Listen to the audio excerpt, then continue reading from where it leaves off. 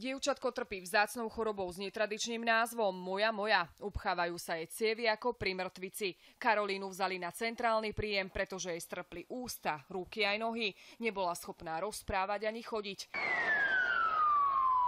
Matka tvrdí, že lekárku upozornila na to, že dcéra má netradičnú chorobu, no nepáčilo sa jej, ako potom postupovala. Pani doktorka vlastne riešila, že dcéra má vlastne odreté kolená a lakte. To mi povedala, aby si stiahla nohavičky a vyšetrovala jej genitálie. To, čo sa niekedy rodičom môže zdať nepodstatné, môže lekára upozorniť na závažný zdravotný problém. Detská fakultná nemocnica si za svojou lekárkou z centrálneho príjmu stojí. To, že postupovala správne, dokonca potvrdil aj úrad pre dohľad. Úrad teda uzavrel podanie ako neopodstatnené.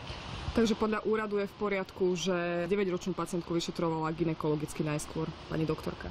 Úrad uzavrel podanie ako neopodstatnené a zdravotná starostlivosť bola pacientke poskytnutá správne. Úrad píše, že pri tejto diagnóze bolo na mieste vyšetrenie možných krvácavých prejavov na slizniciach. Pýtali sme sa teda odborníka, ako to je. Môže byť sprievodným javom aj napríklad krvácanie zo slizníc? To určite nie. Sprievodným javom tohto ochorenia nie je v podstate nič, len dôsledky tej cievnej mozgovej príhody. To krvácanie by mohlo byť javom už liečby. Keď sme viackrát boli na centrálnom príjme s takýmto niečím, tak samozrejme, že najprv vyšetroval neurológ. Aj keď úrad povedal, že lekárka postupovala správne, dievčatko má traumu, možno na celý život. Povedala mi, že ak teda na budúce sa jej niečo stane, tak vlastne už mi ani nepovie, že jej trpne niečo na telo, aby tu nemusela ísť. Zuzana Ondrušková, televízia Markíza.